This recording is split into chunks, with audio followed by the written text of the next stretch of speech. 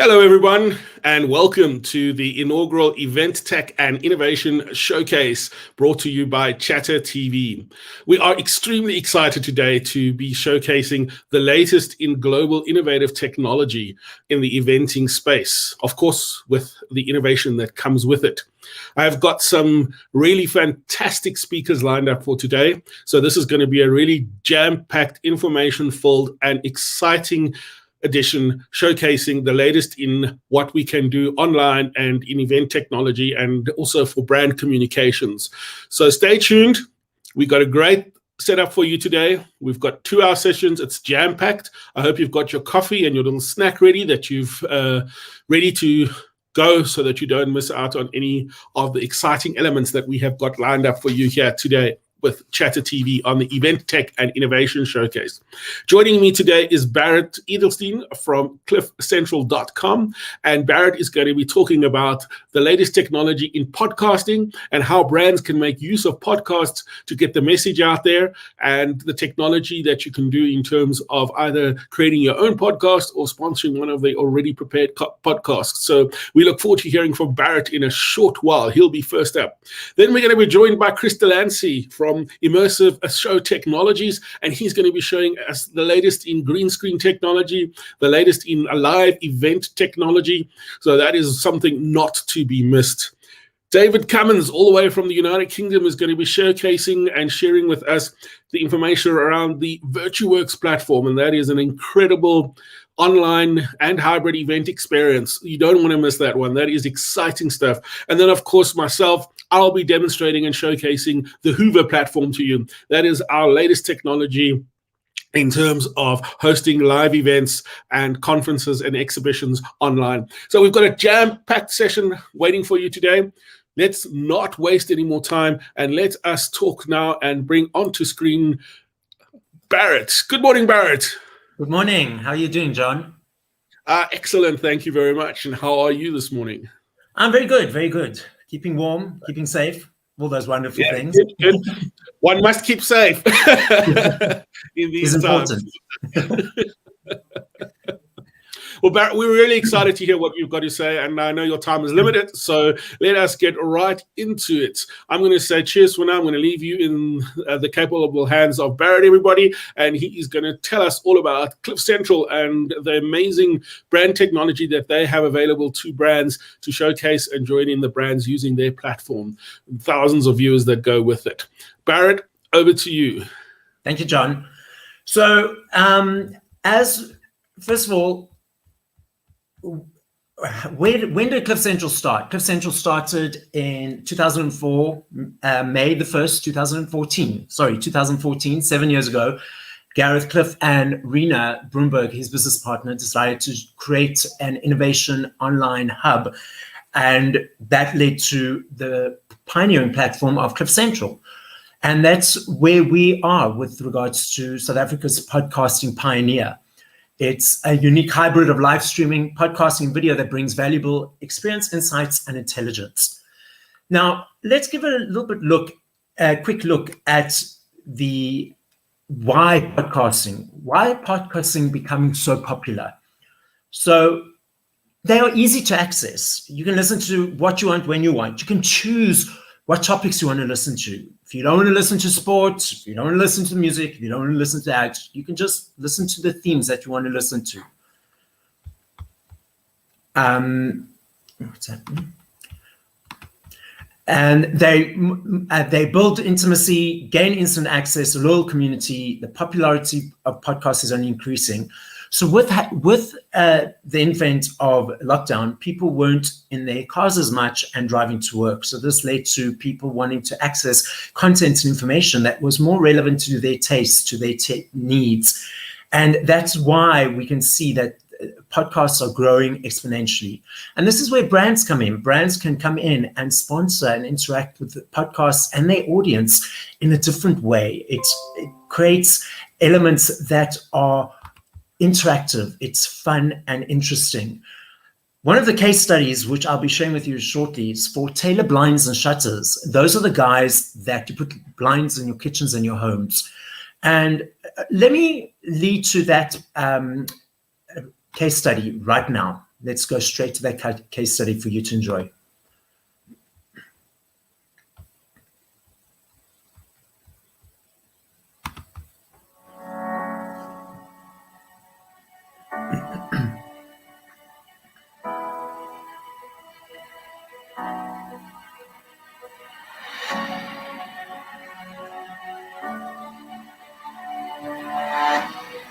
Started talking about history. I remember talking about Marcus Aurelius on the Danube in the winter. The idea was born then about doing a history podcast. And I think from the creative side, Gareth, he felt it could work because I had no clue. I wasn't sure how it would pan out. You know, when two people, and I assume because of the success of the series, it's more than two people, are as interested in the subject as this, then that's a conversation. And since podcasting is all about authentic conversations, and about delivering really entertaining, informative, inspiring, empowering stuff to an audience, this was an obvious one. And I'm just glad that it worked out the way that it did, because it took an enormous amount of trust from both sides to do something that had never really been done before.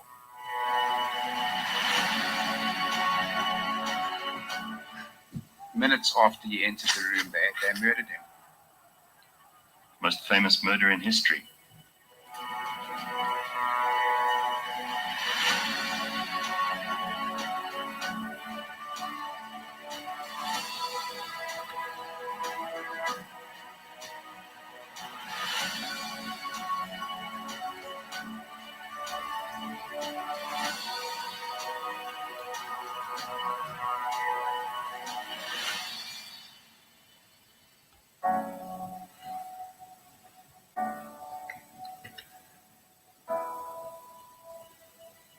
We could do this in the form of a lecture series. We could do this in the form of, dramatic, semi-fictional stuff. I mean, there's plenty of places you could take this.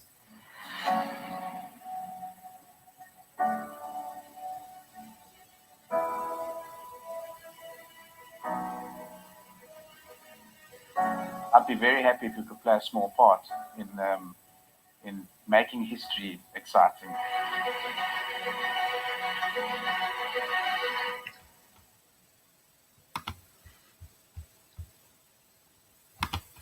So that is the case study of Taylor Blinds and Shutters.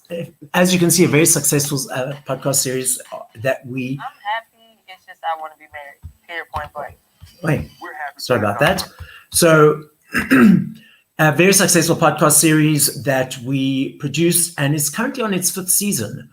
So how do we create in a collaborative way? We work with brands on ideas, on concepts that are interesting, out of the box, or straight down the line messaging. And we ensure that it's a collaborative process. It's a partnership. We partner with the brands and we work together to create interesting, out of the box content for the brand to reach their target audience, to engage with their target audience, and to work for their marketing strategy. So that's the podcasting and how it works. So there are a bunch of different ways we can collaborate. There's collaborations in podcasting in the way that we work on straight down the line messaging, out of the box, long form. And it's now, and also in Gareth Cliff's daily live shows. So there are a number of opportunities. We work with Gareth Cliff on his live show, podcasting, creation in that space, live shows, and programmatic advertising. So if we take a look at our demographics, so this is a high-level look at our demographics and who's listening and who's looking at us. So we are early adopters, dedicated, engaged, loyal people, a niche audience, 25 to 35. And this is an overview of who you'll be reaching. It's about quality, not quantity. So you'll get those quality audience members that are looking and want to hear and want to engage and will respond to your message and to your audience. So that's an overview of the presentation that I have. John, any questions that you may have that you'd like to ask? Hey, Barrett. No, at this point in time, I think it's exciting, and I want us to just explain to the brands out there that are watching us today the benefits of a podcast. Obviously, we look at it from a branding point of view. Yes. Is it something that we need to be in your face about, or is it something that we can be more subtle about? What do you think works? So thank you for that question. It's definitely a subtle approach. It's definitely an approach of not being, this is my brand, buy me, and this is it. As Taylor Blinds, the Blind History show, it has a lead-in conversation saying, this is brought to you by Taylor Blinds. And Gareth and Anthony have that weekly conversation about people in history. And it's so subtle and so conversational. And that's how people remember it, that it's Blind History brought to you by Taylor Blinds. It's not that in-your-face, brand-heavy conversation, but the subtlety of it allows the loyalty and the respect from the listeners. Yeah, I think that's, in the days of communication right now, we're all confused with a lot of messages and brands competing with one another, that it's obviously quite a competitive market in the sense that we don't always, as consumers, want to be bombarded with messages from a brand in your face. Something more subtle sometimes works a hell of a lot better than something that is continuously in your face with a brand name being thrown at you constantly. Now, if someone, if somebody was interested, and I know we've got a lot of brands listening to us today, if they were interested in joining, how does one go about creating a unique podcast, for example? So let's say, for example, we take a brand like, I don't know, let's look at an obscure brand. Well, I won't say obscure brand, but a brand, say, Dimension Data, for example. They are a IT technology company. How would you see them doing a subtle brand message on the cliffcentral.com podcast, for example? So basically, we would take it backwards. We look at their messaging, their because obviously Dimension Data has many values, many missions elements or different sub elements, and we say, okay, cool. Which section of topic do you want to target? What is your umbrella target area that you want to reach? And then from that, we create an idea and a concept that flows through a theme for the podcast series. So I'll give you an example. So another example is SA Gold Coin.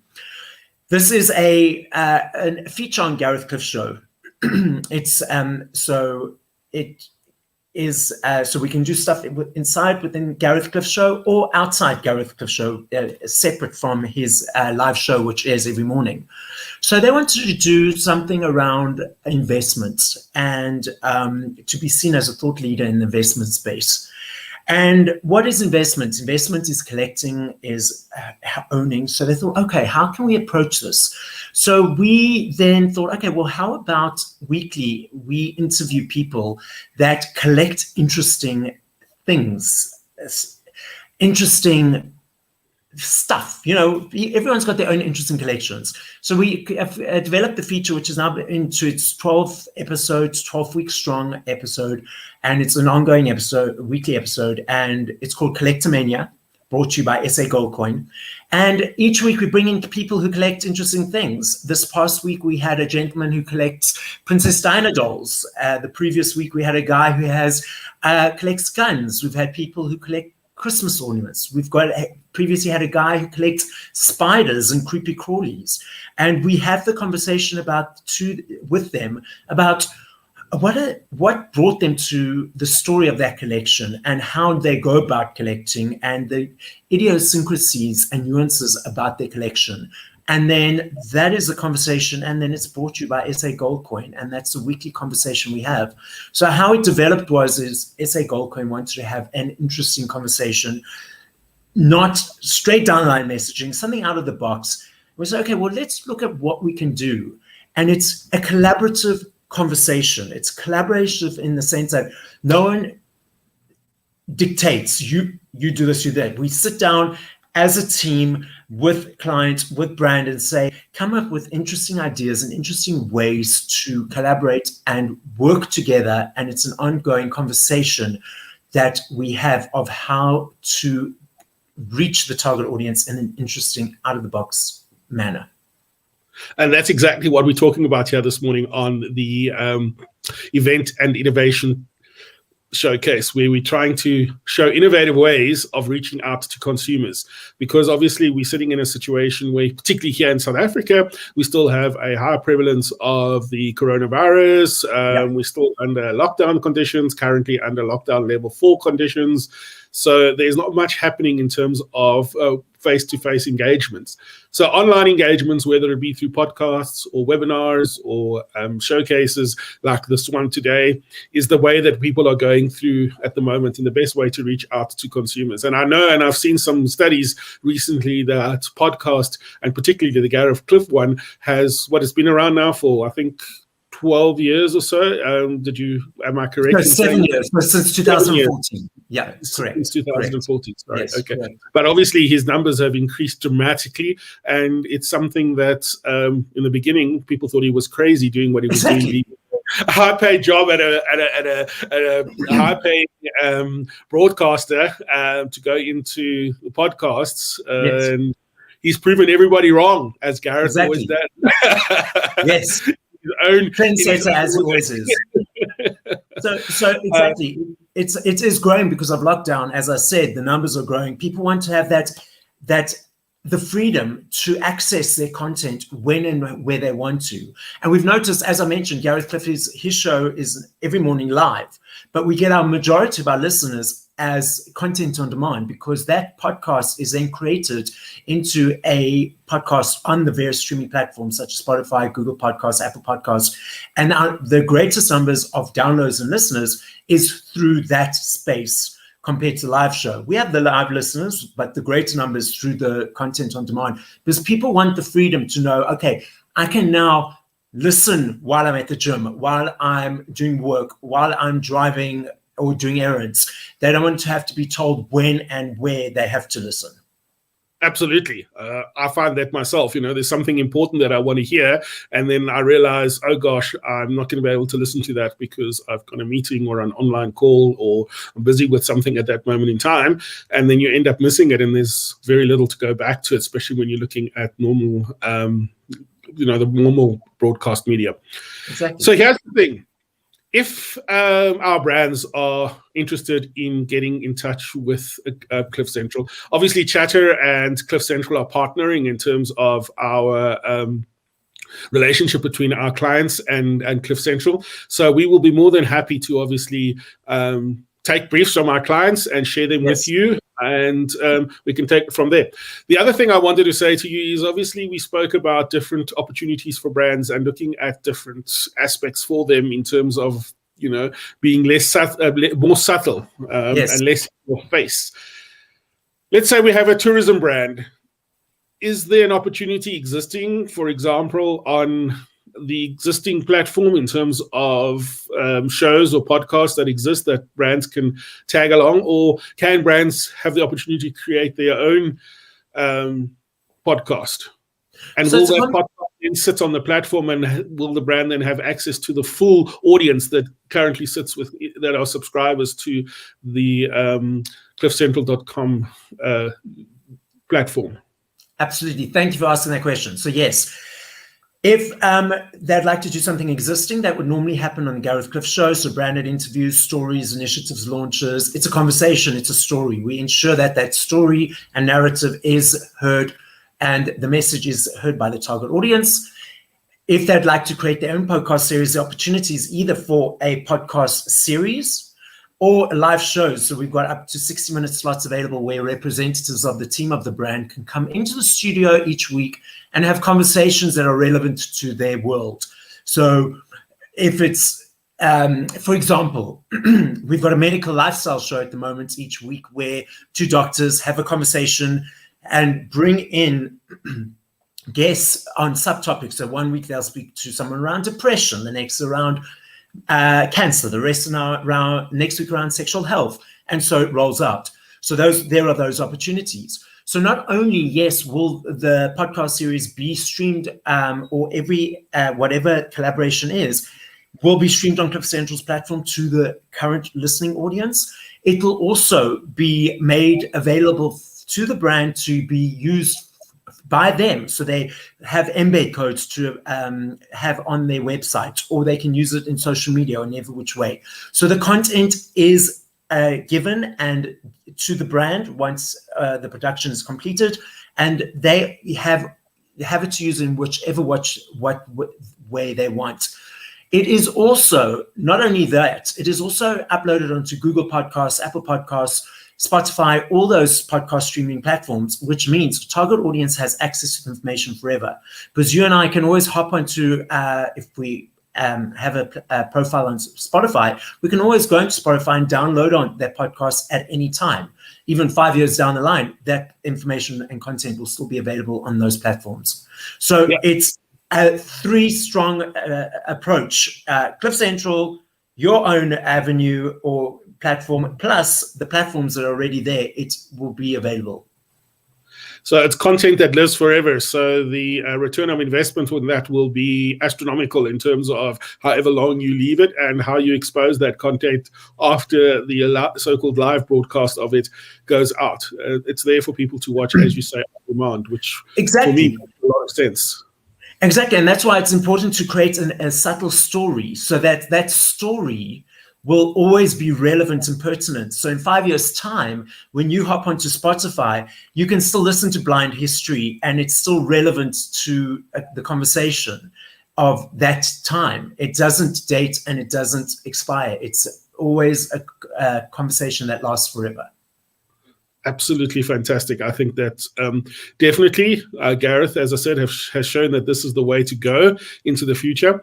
Brands, as I said to you, it's about subtle. So let's say, for example, we have a brand that is in the white goods market. For example, they may make cooking utensils or cooking appliances, refrigerators, all of that sort of stuff. They could very easily get involved in a healthy eating show, for example. You know, Absolutely. That's very subtle. You could have a nutritionist brought to you by X, Y, and Z brand, and it's just a subtle way, but it's the brand getting its message out there that it is a appliance brand and it's involved in this particular sector. So that's something that agencies and my clients can look at in terms of how do we extend the reach of our brand message without being in the face to the consumer. Exactly. It's creating an experience for the audience. And that experience is hearing the story told by the podcast presented by the brand.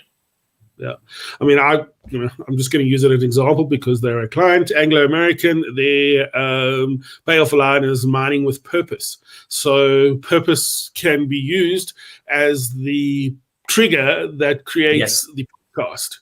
And exactly. Purpose extends, purposeful life, purpose to the environment, purpose to committing yourself to a green lifestyle, so that would normally be something that maybe one wouldn't consider as a opportunity for a mining company, but it gets their message out across about what their values and commitment to the broader society is, and it's doing it in a very innovative, not in your face, subtle message, and it keeps that brand top of mind.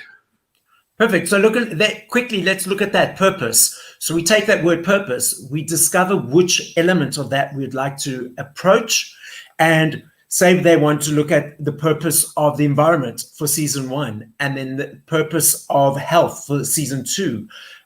There's so many avenues you can play with. And that's how we collaborate. We work together in that way. Absolutely. Fantastic. So, Barrett, is there anything that you'd like to say in closing? Because we're coming up to the end of your session. It's been so exciting. I'm really excited about the possibilities around brands collaborating with Cliff Central and creating opportunities for them to get their message and their brand message across in a subtle way on a huge platform to a giant audience with a brand name that is well known out there in terms of podcasts in the South African market. My suggestion is think out of the box. Look at your strategy and think of ways that you want to reach your target audience, and let's talk of how we can collaborate in a way that is interesting, innovative, and, like I said, out of the box. So let's chat. Fantastic. Chatter. Chatter. Well, that's what we created the name Chatter from, because we want to create conversations, and this is exactly what we're doing today. Is we're creating conversations. We're also constantly looking out into the industry, into the Netherlands, and finding out what is available in terms of technology that's innovative, that allows brands to be innovative and create innovative stories, because it's all about storytelling. And of course, Gareth Cliff and cliffcentral.com is a storytelling platform. So that's it, everybody. That was Barrett Hiddleston from cliffcentral.com. He is available to chat to you at any point in terms of creating a campaign that will work for you and your brand. Don't forget, if you want to get hold of Barrett, I'm available to chat to you, and we can, together with Chatter and cliffcentral.com, we're excited about our partnership in terms of being able to bring this to life for your brands. Thanks, Barrett, and have a fantastic day. Thank you. Stay safe, everyone. Absolutely. Cheers, mate. Bye-bye. Bye.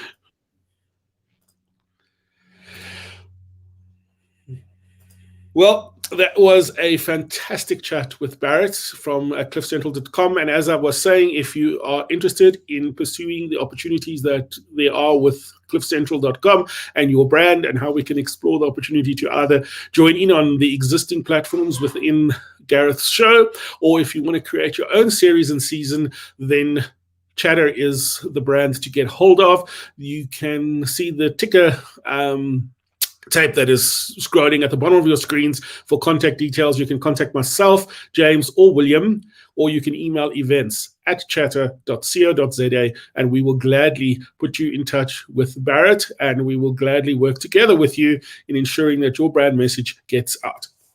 So that puts to bed that element of the show. It's really exciting. I'm so excited to be here with you today. It's a fantastic opportunity to learn about what's happening in the event tech and innovation space for your company, your brands, your shows, your events, conferences, meetings, etc., etc. I am now very excited to bring to you live Chris Delancey, who is going to talk to us about the latest in event technology. Hello, Chris. Hello, John. You're doing exceptionally well today. I've taken, what do you call it? One of those vitamin tablets. Lots of vitamin C. I should have taken 4 because you put me in a very uncomfortable position here today. I'm normally on the opposite end. But what should you operate this thing? You're a seasoned streaming pro. You're too kind, Chris. Thank you very much. Well, Chris, at the end of the day, you, as you say, are normally behind the screen. So it's exciting for you to have you in front of the screen today, and to have you share with us the latest and the greatest in technology that's available in South Africa, I must add. So whatever we're showcasing today is products that are available in South Africa. We're not showing anybody anything that they can't get hold of in South Africa. So that's exciting. Because a lot of the times you watch these things and you think, I want to do that at my next event, or I need that at my next conference, etc., and only to find out that it's going to cost loads of money because it's coming from overseas. Whereas what we are showcasing here today is technology that's currently available in South Africa, right? Pretty much so. Some of what I want to chat just briefly on some of the elements that go into streaming, and that was brought on by a client of mine asking me, why does my internet work sometimes? I've got an upload speed of X or download speed, and they don't get it. So I want to touch briefly on that one. Maybe that'll answer some questions for some people. I'm going to zip through it very quickly. I don't want to get into too much detail, but hopefully somebody will learn from that. And then I'm going to talk about spatial audio, which is something we've been playing with, and Barrett and I need to get together for his Cliff Central stuff. Very interesting conversation with Barrett. And then I'm going to talk very briefly on XR, extended reality, that kind of a thing, and some places that we're busy playing with at the moment. Mostly, a lot of that is video driven.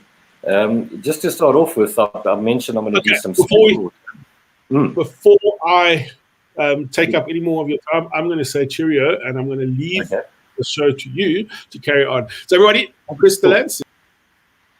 Morning, everybody. Before I get going, I mentioned that I'm going to do some spatial audio. So I'm hoping that there's a large proportion of you that are listening to this thing with your earphones, because unfortunately it only works with earphones. So if you've got them, want to get them ready, please go right ahead. We'll get to that in a moment. But for now, just quickly, understanding the elements in streaming, or understand the elements that make up a successful stream.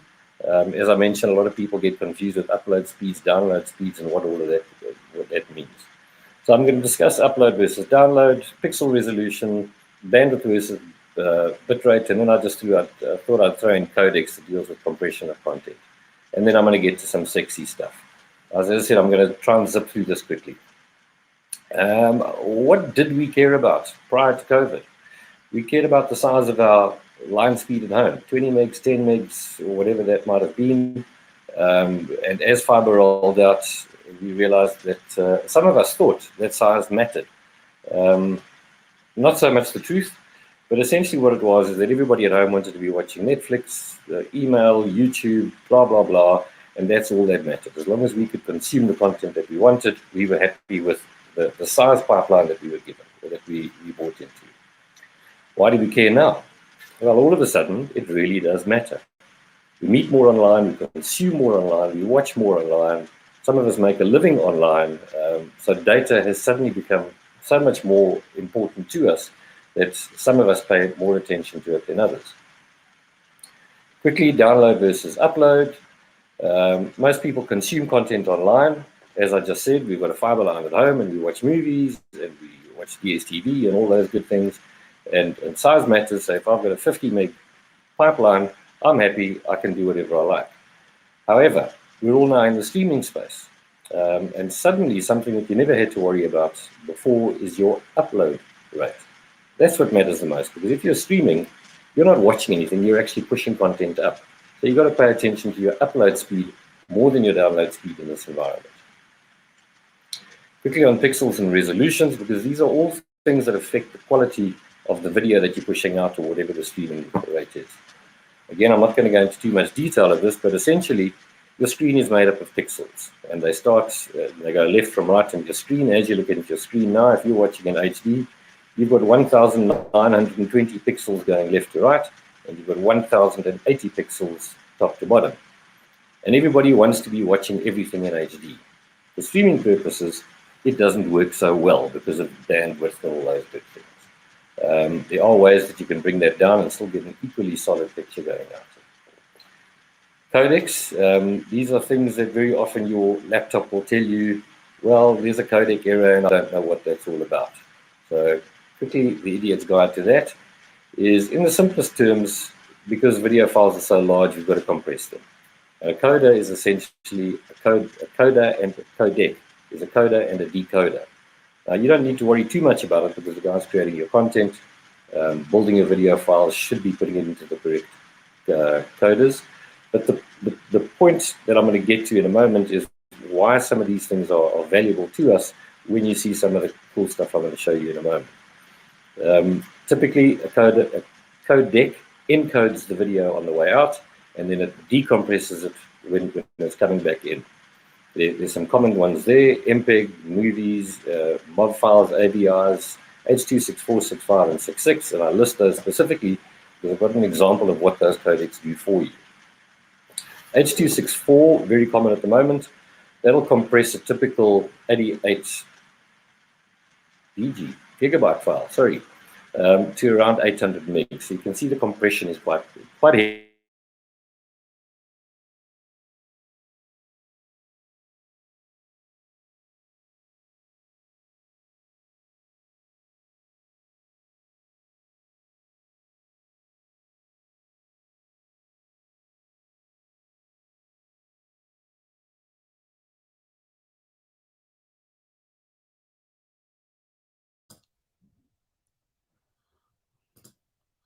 So we are just trying to get hold of Chris. It looks like he has frozen. Chris?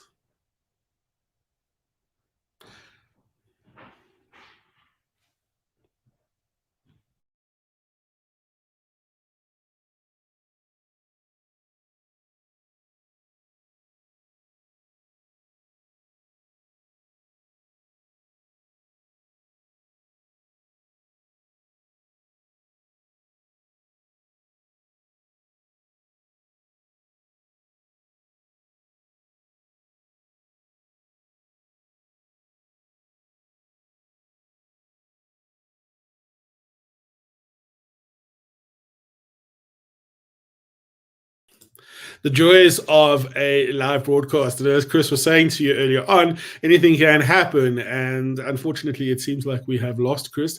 We're trying to get him back on. He just said his power has gone. Oh, good gosh. One thing one needs to make sure one has is a power backup. That is an unfortunate thing that happened right now. And it's Murphy's Law. He's been sitting in the background waiting to join, and he's been online the whole time during which Barrett was on, and he lost power. He is busy trying to make a plan to get back on. So it's always good in a live event to make sure that you have a backup. This is one of the do's and don'ts in a live environment, is to make sure that there's always a backup. So this is a perfect lesson that one needs to show in terms of when you're doing a live streaming event, please make sure that there is backup possibilities. And you need to make sure not only that you as the host or the technical company that's running the event has a backup, but also the guests that you're bringing on are running on a backup as well, because anything can happen. It can just become, as technology has, and I've experienced in the live eventing space as well, that you prepare and you rehearse as much as you can, and eventually, as Murphy's Law would happen, something goes wrong during the live element of the show, and it's always good to have a backup. So while we're waiting for Chris to come on, let me let you know that we've got David Cummins coming on a little bit later on at around 11 o'clock this morning, and he's going to be taking us through the VirtuWorks platform. And he's going to be showcasing what there is in terms of the 3D world environment and the avatar environment in the eventing space. So I'm looking forward to chatting with David when he joins us a little bit later this morning, showcasing what VirtuWorks has been working on over the past year, how they've managed to improve their technology with input from event professionals that have made use of the platform, and how they're going to be going forward and launching various different platforms that will enable them to provide a solution for not only virtual events, but also hybrid events. Because as we know, we're moving into an environment where hybrid events are becoming the order of the day. Although right now we're in pretty much of a lockdown in South Africa, as we are aware, and no events or gatherings are allowed to take place.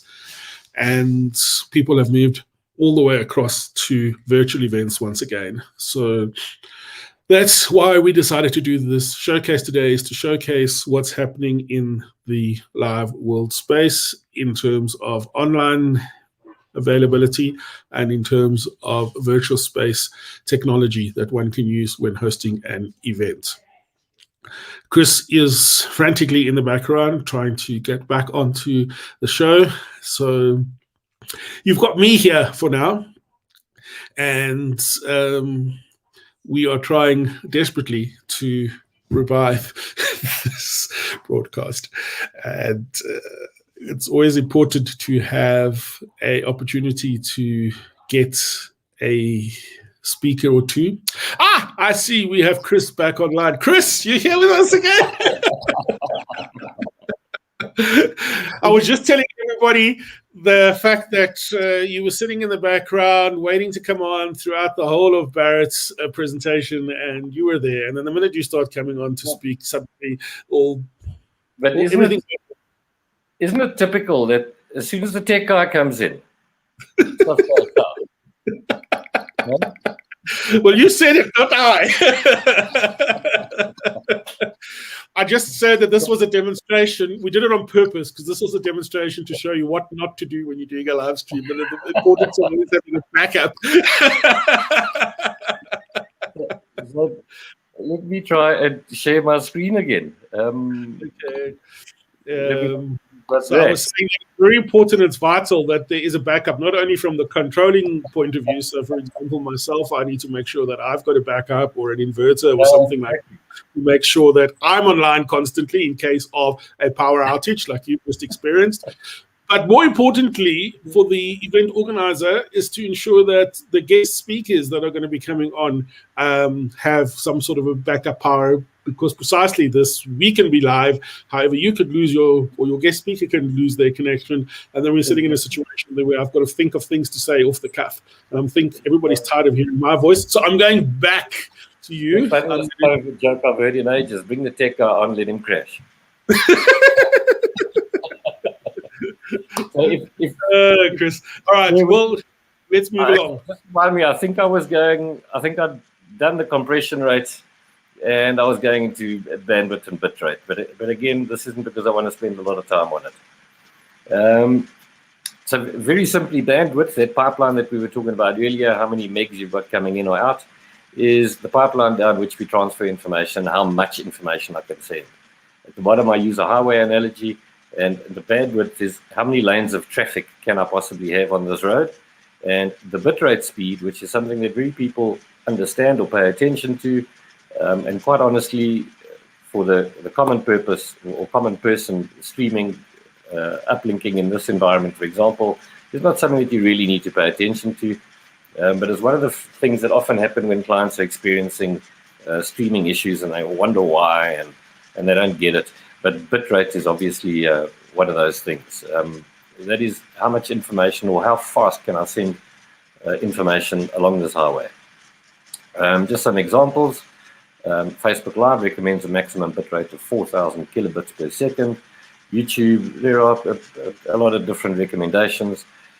But the rule of thumb is that the busier your picture is, the more bitrate you need. If you're doing grandma's 80th birthday and you're streaming that to your friends overseas, the images don't move. There's not a lot of action on the images, so a low bitrate will do fine. And then all the way up to gaming, which requires a very high bitrate. Frame rates are something else. Generally, we do 24 frames a second in terms of video, but you can, all of those things sort of affect the experience that you're putting out. So if you're having hassles with one of your tech teams, very often one of those things, in particular bitrate, would help sort that out. Come back to, we all want to go out at full HD resolution. It's really not necessary. Why do we care now about all of this stuff, or why do we care about upload speeds? Because we're always online and some of us make our living from it. So we need to pay attention to some of these things. Higher bitrate gives you a better quality, but it's really not necessary. Most of our streaming, John, and I don't know what you're going out on this one, but we send out our content at 720p, thinking back to the pixel resolution that we discussed earlier, and at 3,000 kilobits a second. That's our kind of rule of thumb. I said I didn't want to spend too much time on that, but that's important because we want more, we expect more, and we want more than usual streaming, and I'm going to get to some of that stuff in a moment. Usual streaming, and you'll see, John, that I dropped you guys in there because I don't want to be disparaging about any particular websites, but most of us use Zoom, Teams, John's fantastic platform, VirtuWorks, and we use these for various reasons, for networking, for expos, all that kind of a thing, but they're all kind of the same in terms of what they're doing, giving us the networking opportunities and the expo stuff. But the content, what about the content? What are people actually viewing? And that's where I think it starts getting interesting. The sexy stuff, augmented reality. We're all familiar with Pokemon, the Pokemon Go when everyone was walking into lampposts. Virtual reality. We're all familiar with virtual reality goggles and what that could do, and that was going to be the next big thing. Fortunately or unfortunately, to some extent, in my opinion, COVID has put virtual reality on the back burner because everyone's driving content that they want online. And that's where extended reality and mixed reality comes in. and I'm going to get to that later. But first, I want to deal with spatial audio and a little brief history on the audio. What you're seeing there is just a graphic representation of what I'm talking about in terms of spatial audio. I'll come back to this image in a moment, so you don't need to spend too much time on that. But to start off with, spatial audio, generally what we know, most of us know stereo audio, but we start at mono audio, which is all the signal come in, and it all gets pushed out down a single pipeline, and that's what we listen to. It's very unsatisfying, but that's where we started with audio. Then we went into stereo audio, and you get a left-right, and you can have somebody talking here and somebody talking here, and sometimes you can hear on bands how that works, and you get a nice effect for that. And then surround sound, years and years we've all been dealing with 5.1 surround, those kind of things, so we can watch TV shows. But it gets a lot sexier than that in terms of spatial audio. Just very quickly, that's where audio started. That was a Beatles concert in the early 60s or somewhere around there, where the prime aim was put in sound so people could hear us. The quality, nothing else mattered. And when you've got 10, 20,000 people screaming in a stadium with that kind of a sound system, chances are you're hearing people screaming in a stadium. It got a little more drastic. Let's make sound as loud as possible. We don't really care about the quality of it. We don't care what people experience. But we've got a band on stage. With respect, people are probably tripping out in the audience. So as long as they're getting a nice, big, loud sound, that's all they cared about. Then we moved into what you're seeing there on the screen is a line array system. And that was a little more controlled and gave us a much better sound quality. But you are still listening only with 2 ears, because we've also only got 2 ears on a left and a right. Very briefly, what happens is when you're mixing a band, you're taking all the signals in, you're compressing them, you're pushing them out to your sound desk, and you're pushing them out to 2 speakers. And everybody thinks it sounds fantastic. There you go, there's your line array. And that is some sense of mono stereo, because generally you just duplicate what's on the left and duplicate what's on the right, and there's no real experience. Going into spatial audio, and where am I? How do we fix it? We go into spatial audio. A couple of years ago, we invested in the Acoustics PA system, into an immersive audio system. And what that gave us the ability to do, let me see what's next. There you go. If you look carefully up at the top here, you can see the sound system looks very different. What that allows us to do, what LISA, which stands for Acoustics Immersive Sound Art, is taking a full band into the mixing desk, and each channel, i.e. each instrument, keyboard, drums, saxophone, whatever the instruments are, we take them all into the system. We don't compress them the same way that regular systems compress them, and we push them out into a virtual audio space. So what that means is I can now take a keyboard artist, position him on stage on the left, and I can virtually place the sound or the object in that space so that when you're listening to it, you can hear the keyboard artist is up top left on the stage. When an artist is moving across the stage, you can track his movements with his microphone, and you can hear him move across the stage. So if you closed your eyes, you could really visualize exactly where these people were on the stage. Obviously, we got it to the point then where you could take it all around you and become surround sound. That's the live world space. Unfortunately, we got hit by this COVID thing. So again, back to this image, you'll see those little blue dots moving around. It's just a graphic representation of how we can take any particular audio channel that we have, and we can place it in any particular place that we want it, so that you get a full audio experience. One of the problems that we then encountered was that in this environment, everybody's sitting watching a 2D image on a screen, and you're getting a 2D experience of me talking to you. Hopefully some of you are listening on your earphones, because I'm going to play you something shortly. But essentially you're getting a 2D audio experience as well.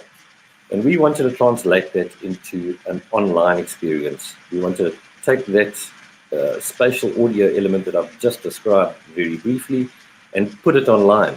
How can we enhance the user experience and the listening experience by going online?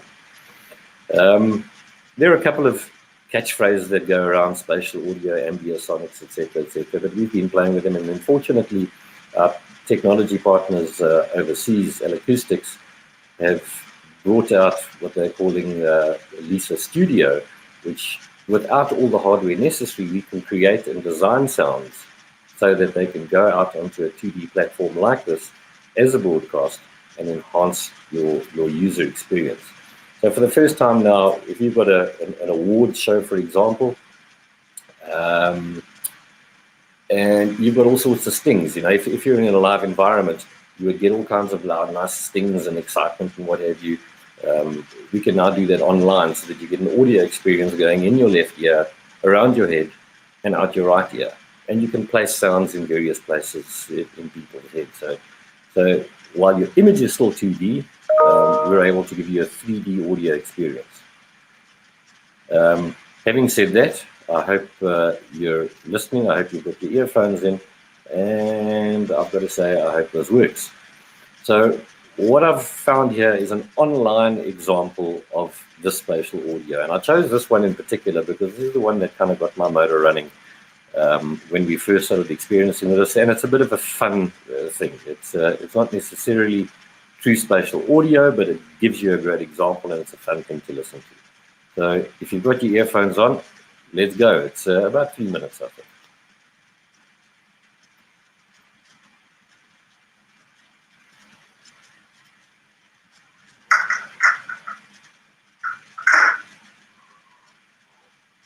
I'd love some feedback from any of you guys that are listening with your earphones as to its efficacy. You're pretty virtual haircut. Yes, okay. I will go get Luigi. He will come and cut your hair. I might want to just stay right there. Luigi. Luigi. Luigi.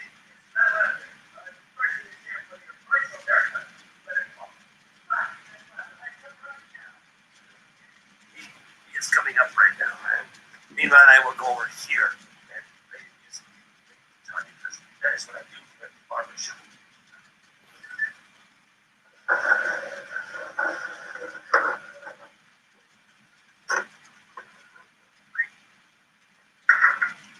It's so nice to see you. Welcome to the Starkey Cetera Barbershop and your virtual haircut. I'd like to start the demonstration by moving over to your right-hand side and picking up this bag. If you just hold still for a second, I'll put this bag over your head. Just like that. The bag over the top of the head. And now I'll take the bag off. There we go. The only reason I did that is because all of the fancy barbershops do that. What you're listening to as I move off to your right here, very quickly wash my hair. And well, you get that, please. Oh, thank you, Manuel. Thank you, please, for washing my hands. Just bear with me for a minute.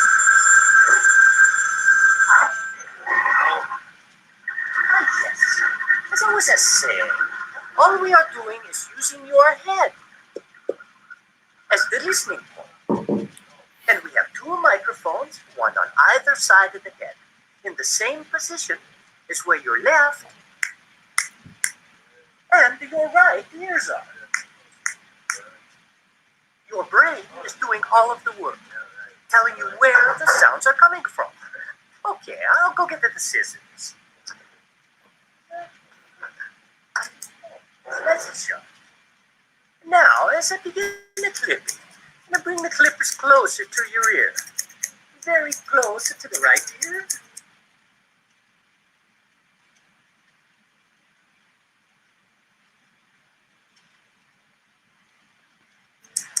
Follow me as I move around the back of the head to the left ear. And up and over the top of the head. Okay.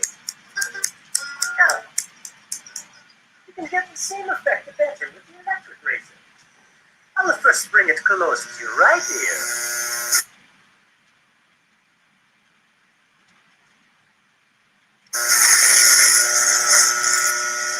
Perfect. And around the back. to your left. Yes. I think that looks wonderful.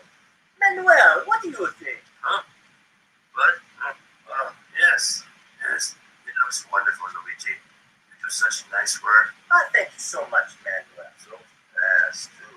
Now, as I walk around, I just want to tell you once more that your ability to hear where I am as I walk around the room is simply the amazing power of your brain. Calculating the tiny differences or cues in sound intensity and arrival time from two open ears. And unlike any other hearing instrument, only one has the digital algorithm that negates its own physical presence in the ear to fully restore those differences. That algorithm is called Centera. Well, thank you. Thank you so much for stopping by the Starkey Virtual Barbershop. Goodbye and arrivederci.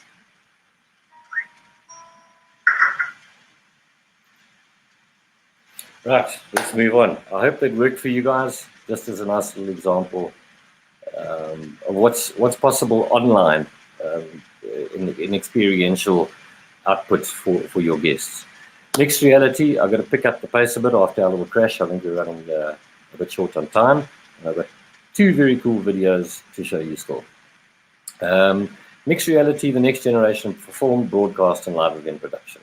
It combines camera tracking and real-time rendering to create an immersive virtual environment. You'll see that demonstrated in a video in a moment. First video up. It is still there. Modular Pi, and what we're looking for here is extended reality, which is an AR reality experience, and you'll see them bringing some very cool stuff as possible. I'm going to talk over this because it's only music. You'll see the graphs that they bring in, the way that they bring them in, whether they're flying a drone. Just as a matter of interest, this was entirely shot in a little green screen studio, probably the size of your bedroom, if you want that.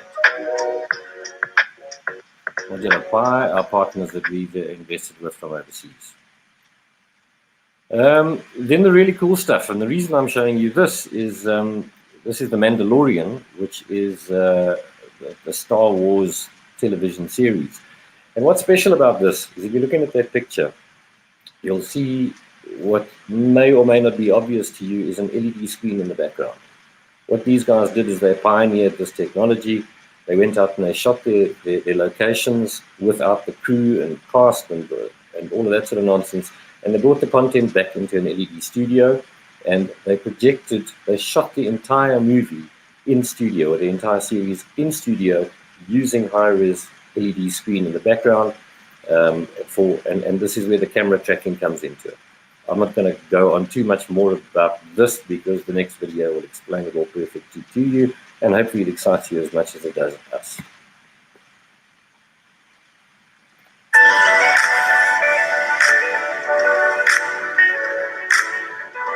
So I've been coming to NAB and IBC for over a decade, and I've always been wanting to be the guy who's been on the stand that's like, that's that thing you have to see. We're that thing this year. Hi there. This is our virtual attic, and you can see that it is being rendered in real time on the LED screens behind me.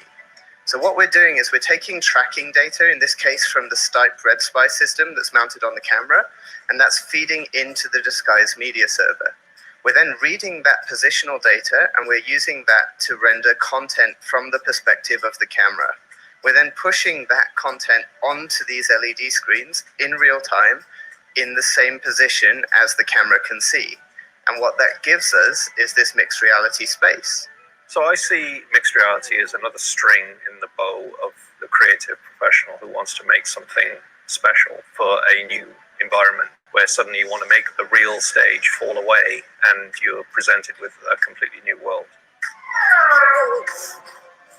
The world that we come from is the world in which we have to get very complex assemblies of LED and projection and lights all working with very short turnaround times, very short setup times. To do that, you need to choreograph everything, adjusting the content, having the feedback from the camera lens, so you know where the camera is, so you can adjust the perspective of the content.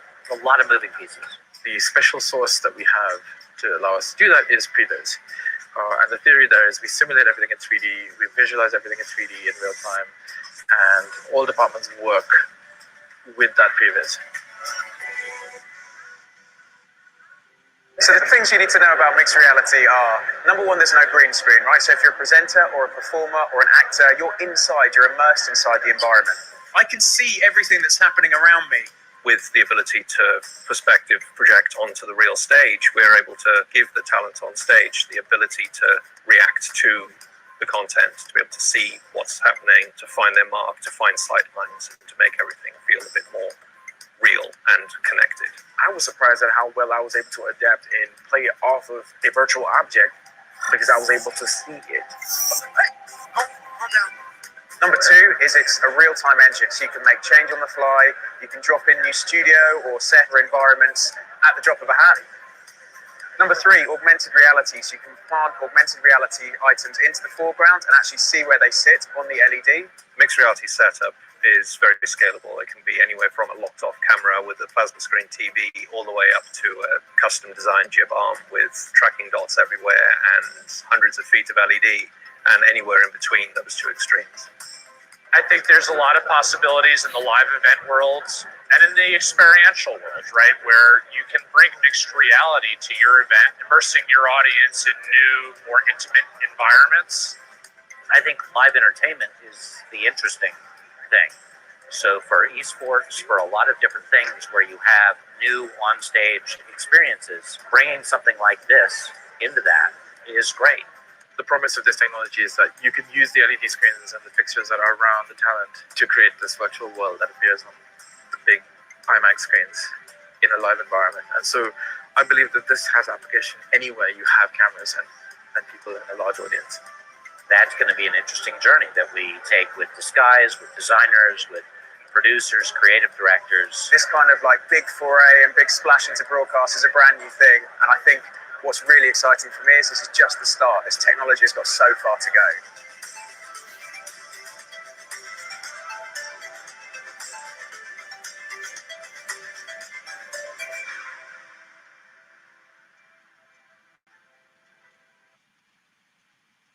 This technology does have so far to go. But it's exciting times. That's just a picture of a television studio. I think it's in the States. This is the way movies will be produced in the future. This is the way commercials will be produced in the future. This is the way that online content will be produced in the future. This is the way that television shows will be produced in the future. The cost savings, as opposed to spending months and months on location, are massive. I'm going to wrap up very shortly. One of the things I wanted to point out in this particular image is you'll see they've got LED screen in the roof as well. And what that allows them to do is get real-time, real live situational lighting into the picture as well. So, for example, if you're driving a car through the set and you've got a city skyline and you're projecting it in the roof, you'll get the reflections in the car. That's probably the best example that I can think of to explain to you. One more picture. That is what it looks like with all the lights turned on. It's just LED screen, and more LED screen. The very basis behind all of this is that your camera is tracking the content. And in that space, you can create magic. Guys, we've been experimenting with it. We've done proof of concept. We've got servers. We've got tracking devices. We are kind of ready to roll. This, for me, is the most exciting thing that's happened since COVID. And I'm really looking forward to seeing how we can collaborate with you in building this thing. John, I'm going to end off there. I'm a little over time because of that little crash. So if you have time, if there's any questions, any comments, be happy to take them on. Thank you very much, Chris. So sorry we had that little bit of technical thing, but I think you came back in a big way. You owe me, John. You owe me. like I'm saying, what was your aha moment or wow moment of today so far? And for me, I reckon that probably was the wow aha moment for me. Leave your comments in the comment line and let us know what your wow and aha moment was from today. Absolutely pretty impressive technology. And obviously Chatter TV and Immersive Show Technology are working together in bringing this technology to the eventing space here in South Africa. So we are really, really excited by our partnership, Chris. John, we are so excited about this thing. I'm chomping at the bit. Every day that goes by, I feel like I'm wasting time. But we've got to be patient and build the thing properly.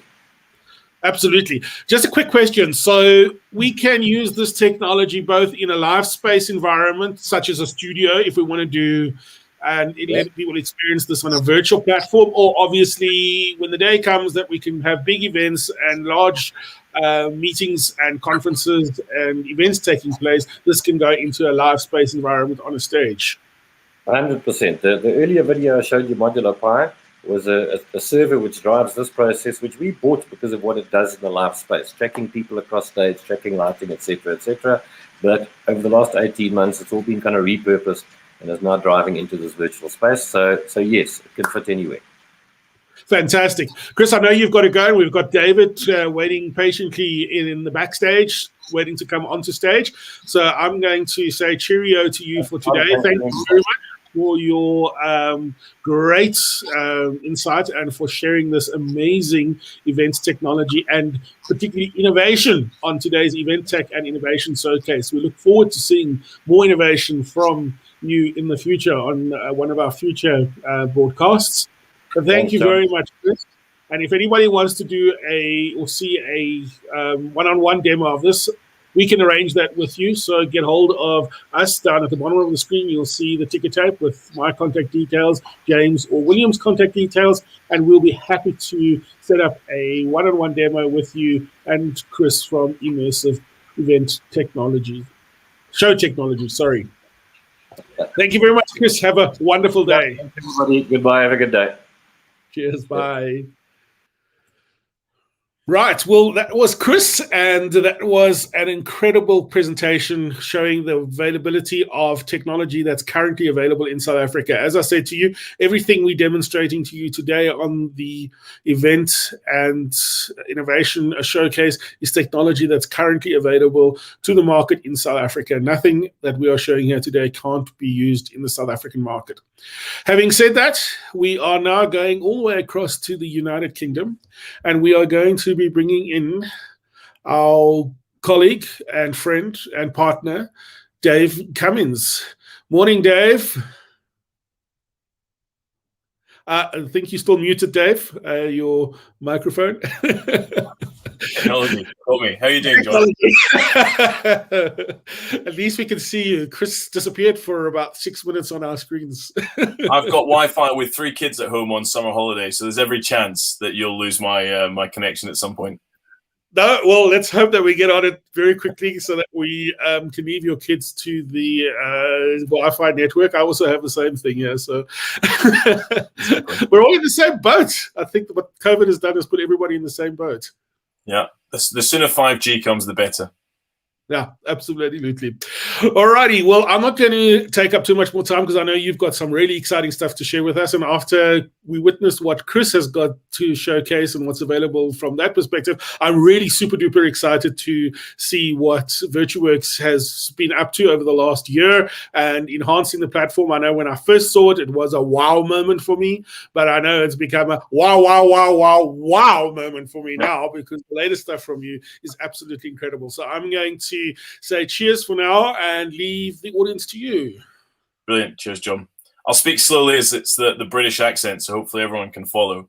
And what I'll do is I'll do something you're not meant to do. I'm going to show you the platform live. I'll do that just because I think it's better than showing a video. So I'll sort of talk you through where we're going. For those who don't know, VirtuWorks is an avatar-based events platform. There are 2 other verticals, remote work and education, but predominantly for today in particular, we're talking about events, and that's what I'm going to show you on the platform. Slightly, you see a lot of pop-up products similar nowadays. What makes us slightly different, and I'll sort of cover that up front, is we've got this avatar environment which is quite rare for online eventing right now. But we've also got a web-based platform. So we understand that there are technical limitations, hardware limitations that stop people using downloaded versions. So I'm going to show you both. And actually, that's what makes us really different, that it doesn't matter if you want to play in the avatar world or you just want to get the information across or received. The downloadable version works on Mac and PC, and I'm just going to launch that in the background. I'm running on Mac. So again, just to show you what I'll do. You will get with when you're sent out your invite to join, you get a login details. And again, when you come in, just the sort of standard stuff. Set it up for the performance of your system.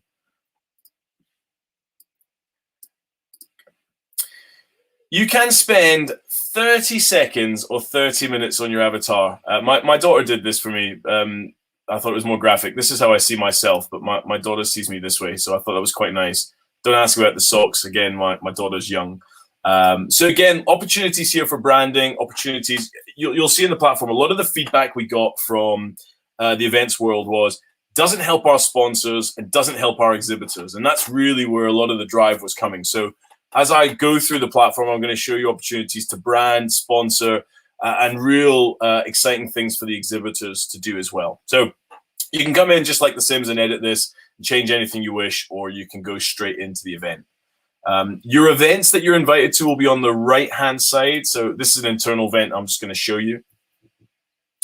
There we go. Let me just mute my microphone so everyone in the platform doesn't hear me.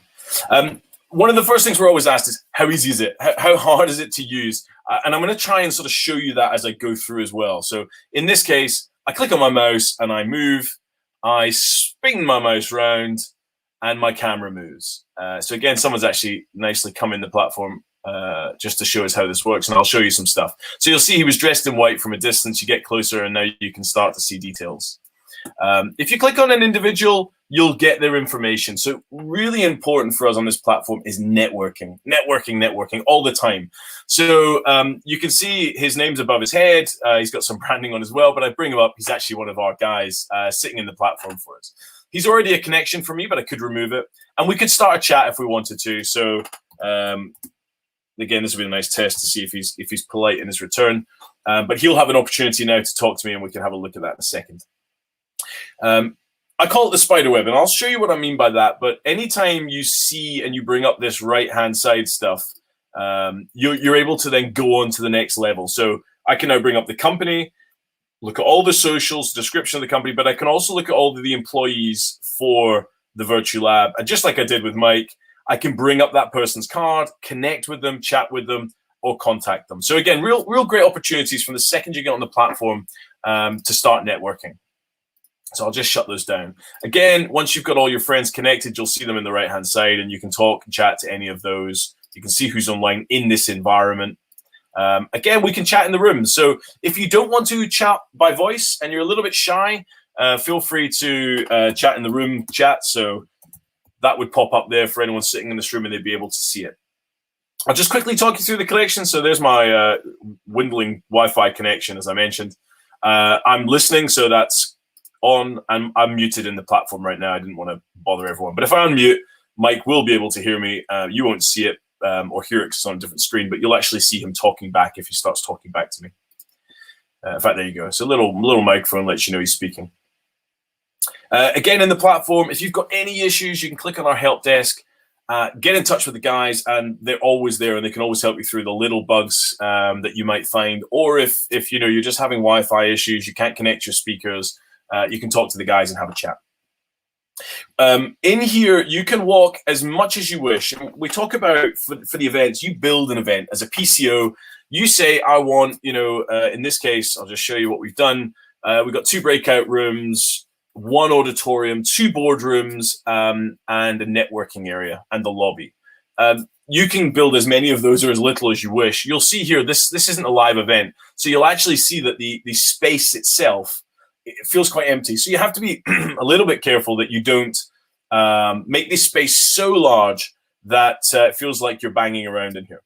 Other questions people will often say to us is, how easy is it to build these places? And I'll show you that on the web. But again, just to give you a feel, when it comes to how easy it is to change.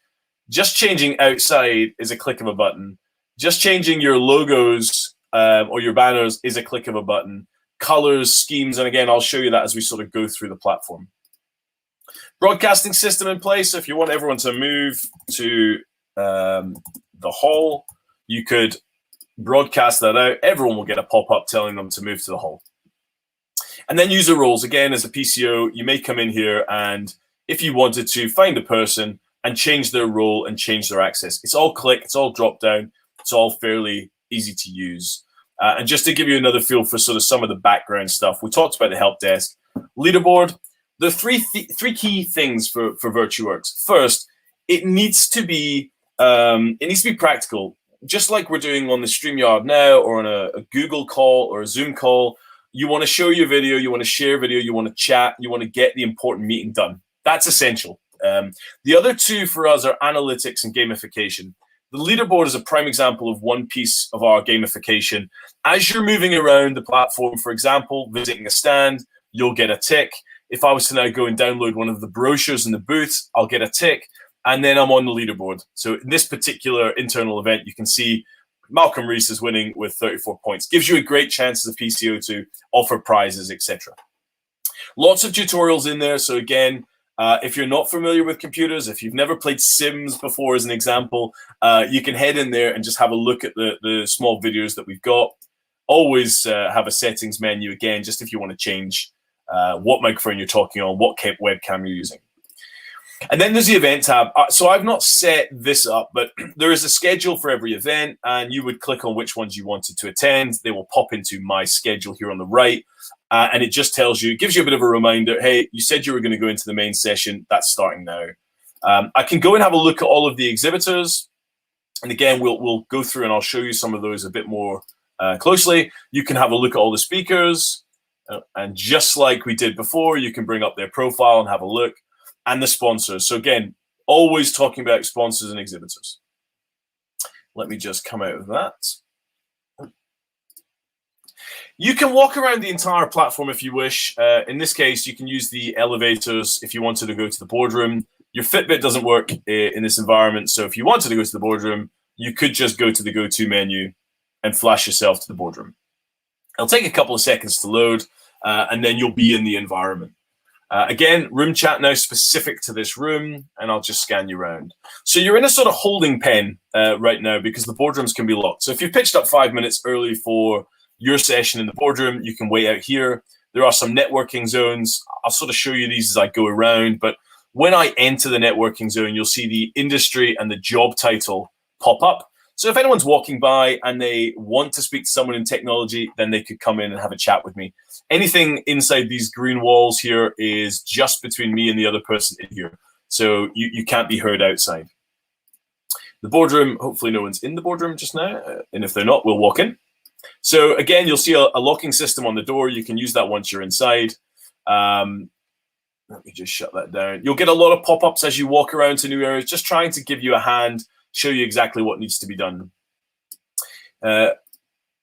Everyone loves the avatar, but the great thing about the boardroom system, and in this one in particular, so if I just join a session just to show you, there are a number of places around the platform that you can turn on your camera. So if you feel that face-to-face is important, particularly when you're doing a sales call, you may want to turn on your camera, have a chat. You could come and join me in this session. We could have multiple people. We can share screen just like you would on any normal Zoom call. We can bring up browsers, share browsers. We can go online, Google Drive, OneDrive, etc.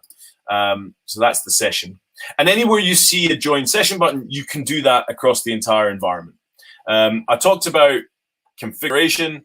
Again, in here, you can do everything from changing the room if you wish, changing the signage, changing the desk. You can even change the pot plants. It's actually quite incredible the amount of stuff you can adjust. I'll take you just to show you the networking area. And what I'll do, John, I'm just going to take you around a number of the different spaces we've got, and then I'll show you the web-based platform. So networking is, again, a key part of this. Your networking experience starts on the platform from the second you register because you get access to start connecting with all of the people online. However, on the day, it's just as important. And these are the similar rooms that you saw a second ago. So as we walk into one of these rooms, you'll see my job title. I'll just show you, sorry, actually one of these build. All it does is it talks you through how to use the room, how to use the area. So great for a first time into a room, shows you how to do the networking, etc., etc. And if you ever need to leave them or you've seen it before, you just close them down. So we could grab a seat in the networking zone. Again, we could now just sit here and wait for someone to pop in and speak to us, or we could pre-arrange a meeting here, or I could say to Mike or someone I know, come into the networking room. I'm in networking zone 2. The only other thing that we have in the networking rooms is I always call it speed dating, a speed networking site. So a little game where you can get 10 people around these seats. You would join the session. We sit down and you've got 2 minutes in front of the person trying to make your pitch, make your sale before you rotate onto the next person, the next seat. And just like we did at the start, if you like anyone or you interact with someone you want to connect with, click on their avatar, add them as a connection, and start talking outside of the platform. And again, I sort of always talk about it, but just in the dressing, you can literally dress and change every color, every banner in this area as easily as just clicking on a button. I will just take us to, so the auditorium probably won't let me join right now. You can only join an auditorium or breakout when there's a session live. So it'll bring me in, and it'll probably give me a little pop-up and tell me to go out, but it'll give me a chance just to show you. There we go. So this is backstage. You'll be able to hear everything on stage, a bit like I was before this meeting, sitting backstage, listening to you and Chris talk, preparing my slides or preparing what I want to talk about, and waiting to get called out. As soon as you do that, you can just walk out onto the stage. Now, there's multiple ways you can interact in this platform. You could come out as an avatar, and you could do the presentation a bit like I'm walking here. I could walk out onto the auditorium, stand in front of the people. I've got lots of little buttons here in front of me that help me talk and present. I've got a share screen option. Again, just like I did in the auditorium, we can join a session up here. Or I could join via video, a bit like I'm doing now. So I could just join on the stage behind me on screen, or I can play pre-recorded videos. So there's a number of ways you can interact. Some people get very nervous when you say they have to come as an avatar. Or you can do a combination. So you could work from Connect, which is our web-based, and be broadcast into Immerse. You can be in Immerse and get broadcast into Connect. And I'll show you a little bit about that as we go along. You can set up for panels. So again, as long as you rebrand the room, which is just a click of a button, you can set up for panels, sofas, individual speakers, whatever you wish. You'll always see people in the room. And what happens as they come into the room, they're replaced by the avatar. So if I was to go in as a guest right now, I would replace one of those avatars. It's nice to talk to a full room rather than talking to an empty room. Breakouts are very similar, just a little bit smaller. And actually, before I leave this area, sorry, again, I talk about sponsorship and branding. Anywhere you see logos, anywhere you see any form of branding, that can be changed again for your sponsors or your exhibitors. Let me take you into the hall. As I said at the start, one of the key bits of the magic here is making sure that your sponsors and your exhibitors are getting the money's worth. And I think you'll see here, this is kind of a special experience if anyone's done any online events or platforms. And John, I'm aware that in theory I finish at past. So what I'm going to do, I'm going to show you the web-based very quickly because that I think less important to see. But I want to just show you this space first. The gold coming out of the sky, you'll see that's just because I'm a booth owner and I can show you what we do with that. Let me just find anyone. I'll go to IDNA. Everyone knows Tam. Just on the dressing, I'll just undress this. There we go. So as a booth owner, I've got the access to change anything I wish. I can change desks, chairs, colors, logos. You get a video on the outside of your booth. Everybody gets that. And you get 4 videos on the inside of your booth. So the idea is you bring someone into your booth, sit and have a talk with them. And again, if you feel the need, create a session that will open up your video chat. And a bit like we did before, gives you a chance to go face-to-face. If we wanted to, we could then talk to them about the videos, play one of the videos. So we've not uploaded a video in this particular case, and sit and talk about the product videos. Allow you to download the brochure, allow you to download any of the other material that they've got. And again, from a room perspective, you see we've put a number of booths in here. You can have a number of halls. You get around 200 people. It's always one of the questions. You can get around 200, 250 people in one of these environments, in these rooms. Again, 250 feels really busy and really noisy. So what you tend to do is you'll build more rooms and space out a little bit more, depending on how many people you've got on the platform and how busy you want it to look and feel. What I'll do, I'm just going to jump out of this. I'll stop sharing, John, for 2 seconds. This is the difficulty with doing it live. I'm just going to bring up the web-based platform. There we go. Okay. And I will share screen again. Full screen. Cool. Hopefully you're still seeing that. And again, I sort of mentioned at the start, a key bit for us is if you ever see an avatar-based platform, you will hear people complain about, I couldn't download it. I just wanted to come on the platform. My IT department said I wasn't allowed to.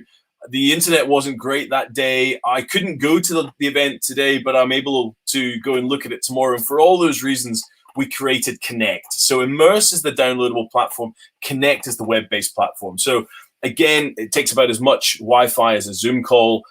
You can retrospectively go back and look at things. If you don't have the ability to download, or you just want to use your tablet, or you're on the go, you can come on to Connect and get the full experience. The only thing that you will miss in Connect is that you're not going to be an avatar. So I'll just talk you around it fairly quickly.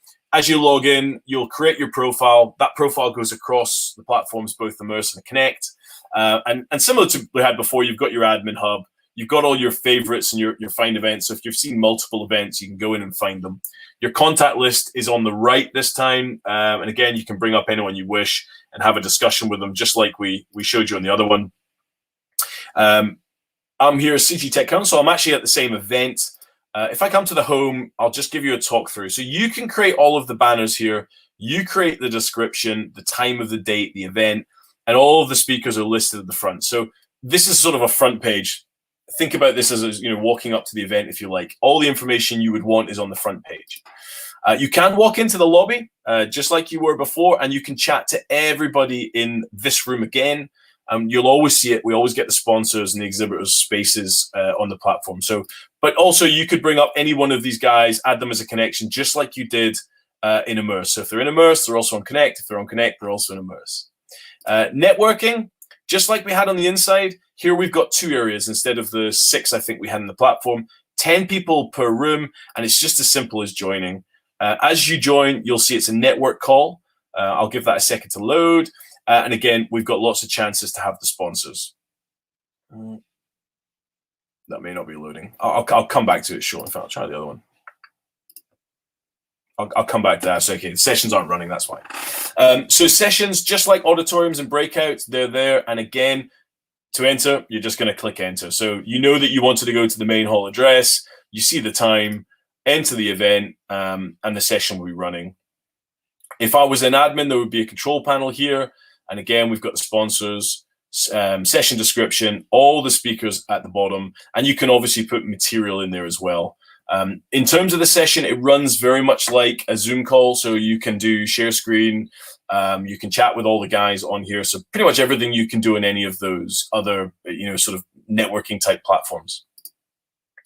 We always put our speakers to give them a separate page and give you the chance to either get to know them, talk to them, see what platform they're actually in. That you can see here, Ashkay's in Immerse and not Connect. Again, all the stuff that we could do in the platform. Exhibitors, we're actually changing this slightly. I quite like the platform as is, but you'll see. So if we just go to one of our partners, Pulling Power Media as an example, you can see them in terms of all of their material. You can enter their booth, and right now you've got the opportunity to have a video. You can make a call with them, all of their socials, contact details, and see their team. So again, I talk about the spider web. You can go back and forward from company to booth to people.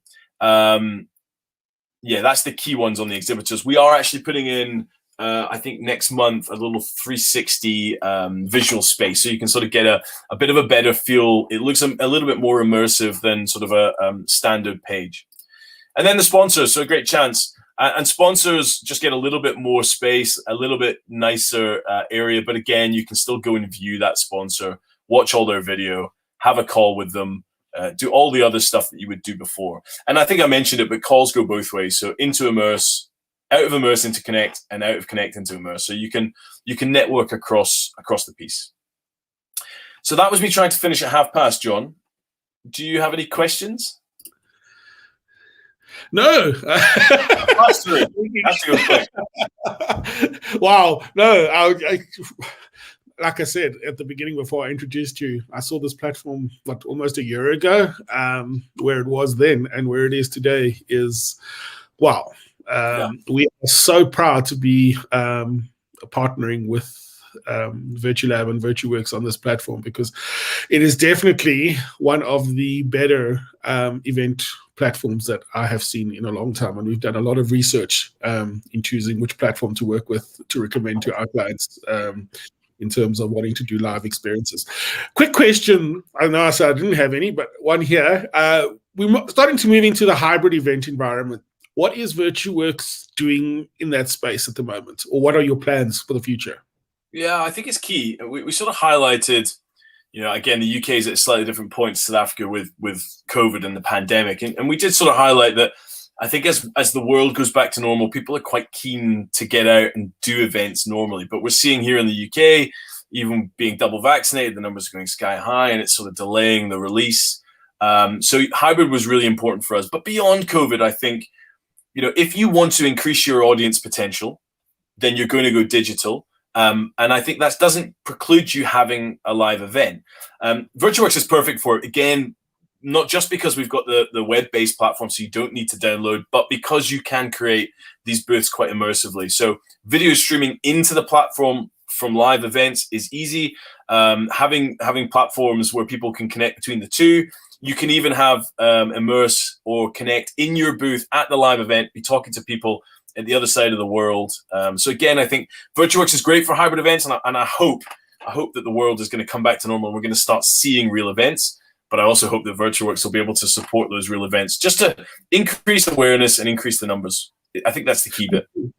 Absolutely. I agree with you 100%. I know we're all eager, and I myself am very excited. We did our association that I am the chairperson on for Gauteng about 7 weeks ago. It was a hybrid event where we did an in-person part, and it was the first time in 18 months that members from the South African Association of the Conference Industry got together with our partners and also our fellow members, and it was so amazing to see people to actually feel and touch. Yeah, we did the elbow shakes and things like that.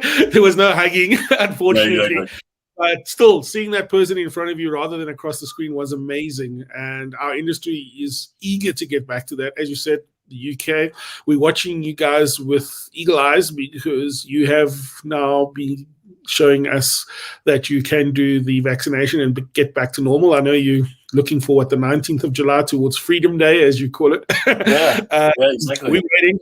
We're a long way away from that. We're under level 4 lockdowns at this present moment in time. No events, no gatherings, no nothing allowed to take place. So it's rather sad that 6 weeks ago I could be in a room with up to 100 people. Now I'm stuck in a 4x4 little walled office and speaking to people on screens. However, coming. Thank you. Having said that, I know that the real world we are going to get back into the real world of events and getting together, but I know for a fact that the hybrid scenario is definitely going to be with us going forward in one way or the other, because having experienced the virtual world and the benefits of that in terms of exposing your event or congress or exhibition to a broader audience has definitely caught on. I know prior to COVID and prior to everything, everybody was dead against doing a hybrid type of event, but they've now realized the benefits of it, that you can have attendees from all over the world exposing your congress, your conference, your meeting, your expo to all those people, and people who had wanted to come to an event that was completely 100% in person previously. There were challenges, airfares, accommodation, expenses, those kind of things, companies not wanting to pay. Whereas now, the opportunity for organizers is to make sure that you have the hybrid elements so that you can extend your reach. Absolutely. And that's why we are a firm believer and in the hybrid space, and looking forward to our partnership with as a reseller with VirtueWorks. Thank you very much, David. Is there anything that you'd like to share with us? Any sneaky, innovative stuff that's going to be coming forward on your platform? I know you've pretty much innovated it from Always. a year. Again, we've got an interesting couple of months coming up with lots of new features dropping, which we're really excited about. So I think stay tuned and keep in touch with you guys. And our socials are all out there, and we're always talking about ourselves. So lots there. And I think the only thing I want to say before you go is good luck to the British and Irish Lions out there with the rugby. That's so fun. We're wondering whether that's going to happen, because unfortunately our Springbok camp is now sitting with, I think it's up to 6 COVID positive cases this week from a player's point of view. So we have heard rumors that the British Lions may pull out. Don't do that to me, John. That's my entire summer ruined if that happens. So fingers crossed that's not going to happen. I also holding thumbs and fingers crossed that it ain't going to happen. There was a story that it might move across to the UK and happen later on in the year. So let's see what happens. We'll stay tuned and keep our eyes. I'll keep you informed as to what happens here. But thank you very much, Dave, for taking the time to come. Anytime. We look forward to chatting to you again. Thank you. Thanks, John. Cheers. Have a great afternoon. Take care. Bye. Well, that was Dave Cummins from VirtueWorks. Chatter TV is a licensed reseller for the VirtueWorks platform here in South Africa. So if you are interested in another demo, one-on-one demo, or finding out more or getting a quote, please don't hesitate to contact us. We will gladly arrange for a one-on-one demo for you, or otherwise a quotation for your next upcoming event. And as Dave said, there's 2 options. You've got the 3D World option, and you've got the live event option, which is based on a platform that can be used on your browser. So there's the 2 options, the one where you can download the app and use it as an avatar-based platform, or you can do it live on both are live, obviously. But what I'm saying is one can then happen on a browser platform as opposed to downloading the app. Right, so moving on now. This is the last opportunity for some innovation for today. I'm going to take you through an amazing platform that we have with respect to eventing and conferencing. You are on the Eventtech and Innovation Showcase, and let's get right into it. Be patient, and let me go and share my screen with you now and showcase to you how the new platform that we have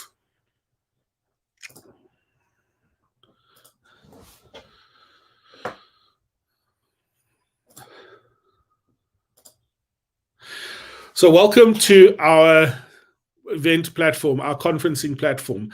I'm going to share my screen fully with you so that I can take through and demonstrate to you our new event platform. This is a fully immersive conferencing platform, event platform. So basically, when you log onto the platform, you can see that this is the homepage that you'll come onto. You will have an opportunity for branding, sponsorship branding on the top right of the screen, top left of the screen. You can have the event branding and the event details. The screen that you see in front of you now is a video screen. So when the event goes live, whoever's on the main stage will be here with event branding. There's a activity feed here where there is a live chat group that you can chat with other people who are part of the event or the conference. Your agenda, the sessions, to demonstrate all your sessions that are coming up. If you're ready to go into a session, you can view the session straight there. Or if you're in this platform before the event actually starts, a couple of days before, you can actually create your own agenda. As you can see on top here, the agenda for this event, it's running over 3 days, Friday, Saturday, and Sunday. So you can go through the different days, check out all the different sessions that are happening, the time of the sessions. You can then create your own agenda by adding the events to your agenda. You can then make sure that you don't miss the opportunity by adding the session also into your calendar on your device. If you want to go back and check the agenda that you've created for yourself, you can see all the agendas that you've put together over here. If you're an event organizer, this will come up for you as well, where you can schedule rehearsal sessions with your speakers and have them all over here, and you can then share this with them so that they can see when they are ready for their sessions to do the rehearsals. So as I said, the full agenda comes up here. Very easy to insert all the details. You can cap the session, however many people you want to, the different rooms it is. If you are now in the session live, obviously, as I said, there is an opportunity to go live to that session when you check it out. If you want to meet up with people that are in the same session as you before you actually go through to the session or during the session and you want to connect with them, you can actually do that. You can connect on their little avatar pictures here. You can create conversations directly one-on-one with them. You can do conversations via text-based or by video-based. The organizers can make announcements here on the fly. So if you are wanting to let someone know that a session is coming up soon, you can post it over here. You can also push these notices to platforms such as WhatsApp or messengers. And these are live. So if, for example, you're running late or there's a technical issue and you need people to be aware of it, you can quickly type a message in here and it goes out onto the announcement platform as well as onto any message platforms that you link to. If your attendees or speakers want to ask the organizers anything directly privately, they can ask the organizers through here. The break the ice session, if you want to meet up with somebody and just quickly chat to them, you can click here, you can find somebody over here and you can immediately, so this is very similar to a networking room in a conference or walking around at a cocktail function and you see somebody that you know, you can quickly go in and say, hi, I'm here, how are you, Anik? And chat with them. You can, if you don't know the person, but you've heard of them and you want to go and see a bit about their profile, you can do that over here. So they're all different types of opportunities to break the ice opportunity here. Article sharing. So if there's articles that you want to share, your speakers want to share, they can share it in the article sharing platform. If there are any other conferences that particular speaker is speaking at or that you are going to be preparing for going forward as an event organizer, you can list your upcoming conferences over here. If if you're in a hybrid environment and someone's lost something, because this platform works both in a hybrid and in a virtual space, you can watch this platform both on a desktop or laptop or on a mobile device. This is one of the only platforms that allows you to watch the entire platform using the entire spectrum of facilities on a handheld device. So there may be an opportunity that you've lost something and you want to, you left your handbag or something like that in a place, or your briefcase, you can quickly post something there. At a live event, you want to share some of the posters or the pictures and things like that that you have shared on social media about the conference. You can share it to this platform. If you've got photographs that you've taken with some of your attendees in a hybrid or in a in-person event, you can share your photographs on this platform so that everybody in the picture can have a copy of it. And then you can create different groups. So, for example, this group was created the first-year PhD students. So if you've got people that are like-minded, so maybe you're doing a medical conference and you want to talk to only the first-year students, you can create a group for only first-year students and you can add them all to the group and talk to that group. If you want to change to if you're doing a cardio session and you want to speak to cardiologists, then you can create a cardiologist group. If you're talking to architects and you're speaking to designers at a design and architectural congress and you want to speak to the different elements and the different occupations, it's easy. Create a group and chat to that group. So the community board is amazing. It allows you, as I said, to create and do different types of spaces. If we go back to speakers, under the agenda. Obviously, all the speakers are listed here. You can send messages to them. You can view their profiles, whatever they've loaded up. You can see their social media platforms and personal web pages or blog pages. So whatever the speakers have loaded up onto the platform, you can have access to. Speed networking. So over here is an absolutely fantastic opportunity. So we've got these speed networking tables. So up to 500 people can join this. The platform automatically allocates people, 4 people to your table in this opportunity, and you as the organizer can set up the time limit for each of the tables. So for example, for the speed networking session, you may want to do a quick 5-minute chat amongst everybody, give everybody an opportunity to chat for a minute. You preset all the timelines that you want to do, and then after the 5 minutes, the platform actually shuffles everybody around, making sure that nobody goes against the same person more than once, and you get the opportunity to, like they do in a speed networking environment, almost a speed dating environment, very similar to what VirtuWorks showed us earlier on. You then shuffle around the table. So this is an ideal opportunity to make sure that all delegates get the opportunity to meet one another. If you're doing a professional conference that requires posters and poster sessions, you've got the opportunity here to do all the poster sessions. So you can upload these and have access to the persons who've created the poster sessions, chat with them, you enter their poster room, you can show their videos. Genetics helps us understand. Explanations about it. You can download PDFs that they've put on. You can download photographs. The presenters, as I said, of the posters, you can send messages. You can view their profiles. All the poster sessions are available in the poster sessions.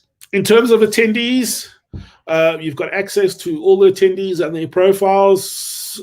So really very easy. For those of you want to find people that are nearer to where you are situated, you can add your location. If you want to find people with similar interests, you add your interests here, and obviously like a matchmaking environment, you can matchmake with people with like-minded interests, people that you're affiliated to. Maybe you're part of the same association and you want to go up and meet them that you haven't seen for them in a while, or people that are part of the same school that you may have gone to at some point. You want to catch up with that. You can bookmark these people that you want to chat to, and the different categories of speakers. So if you want to go and speak to one of the sponsors, you can just pop into the sponsor section and choose one of the sponsors if you wish to want to chat with them. If you want to chat to artifact presenters, if you're doing that type of a conference, want to chat to, as I said, any of the in-person attendees, you can do that. So this platform is designed to work, as I said, in a virtual and as a hybrid environment. Your community, as I said, you can do your icebreaking questions here. You can post your icebreaker and get an opportunity to meet them. There's also a leaderboard where you can win prizes. So you can see, you can allocate tasks and that to different elements. So if you want people to, the more PDFs they download, the more sessions they go to, they get allocated points, and people can actually then score points and give feedback onto those points. You can then also see where you are in terms of the challenges, and then have you answered a poll, how many points have you earned? Have you answered a survey? How many points have you given session feedback? So these are all the elements in which you can earn points. Add a topic to a social group, suggest meetups. The more interaction you have on the platform, the more points you got, and then the organizer can organize prizes and that for the leaders, second, third, fourth. Your passport. This is where you can add prizes to the winners. Photo contest. You can ask people to load up their photos, and you can have a contest around pictures. So if you're having an event and you've sent everybody a decor pack in advance around the theme of the conference, ask them to decor their desk or the room that they're sitting in, take pictures and upload it, and we can have a competition around that. Exhibitors. So if you're holding an exhibition part to your conference, obviously the exhibitors get an opportunity under the exhibitor elements. You can enter their booth. When you enter their booth, Today we're there's an brewing opportunity for them to load up video content, obviously all their contact information, any deals that they may have on offer, if they're going to have any showcases during the exhibition elements. So some exhibitors, you might like a beer tasting, they might do a live beer tasting with you. They may have sent you a beer and you can join them for their live beer tasting or wine tasting or food tasting or whatever it may be. You can RSVP to attend that, and then the sponsor will send you their tasting pack prior to the event. Any promotional offers that they have during the conference, any handouts that they want to give out, booth staff. So here again, you can meet any of the staff that are part of the company, and you can send them a message and get in chats with them. You can obviously also chat on the open chat line. So many different opportunities here for exhibitors. You can do a full search of the exhibitors by category, by name, or by location. If you by any chance having a career fair, again, the different employers, almost like an exhibition elements, you've got them listed over here. They can play their videos introducing you to their company, how to go about that, and getting in touch with them. The resource platform, session Q&As. So here you can see who's asked a question. You can view the questions that they've asked. The video gallery, all the different sessions, all the different video galleries at a scroll through button. So you may want to just particularly watch a certain video. You click on the video and it plays. Documents that have been downloaded, instead of going back into the session and you can't remember which session you saw that in, you can come to the document section and do a search for it, or scroll through it and pop up all the documents that are downloadable will pop up here.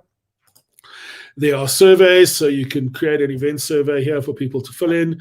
Polls, obviously, you can read what the polls are, ask people to rate it, type in your answer here, and people can score points. All the logistics around here for the setup. All the different sponsors are listed here. They get given an opportunity for their own sponsorship page. We can then push Elephant to Twitter for Twitter platforms. Or we go straight back home to the platform. So there are absolutely incredible amount of information that is shareable here on this platform. It is an incredible platform. We are running a special on this platform for anybody who books and confirms a conference or an event on this platform for the month of July and August. We are running a flat fee of 39,900 Rand for this platform, up to 500 delegates, and it includes all the elements that you see here, excluding the networking table session that is an add-on extra. Other than that, we have come to the end of our session this morning. It has been absolute pleasure to bring to you the Eventtech and Innovation Showcase, the very first Eventtech and Innovation Showcase. I hope there's going to be a lot more of these from us here at Chatter TV. We will continue to scour South Africa and globally to bring you the latest in technology that is available and make sure that it is available and bring you to South Africa. We at Chatter TV are committed to bringing the best and greatest technology that's available. If you want any demos on any of the products that you have seen here today, please don't hesitate to get in contact with myself, John, or James, or William. Our details are scrolling at the bottom of the screen here, or you can email us directly at events@chatr.co.za. That's events@chatr.co.za. Thank you, everybody, for joining us. It's really been exciting.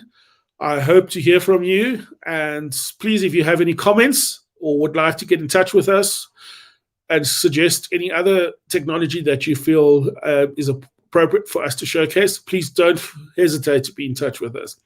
I thank you very much and have a super duper day going forward. Thank you, everybody, for joining.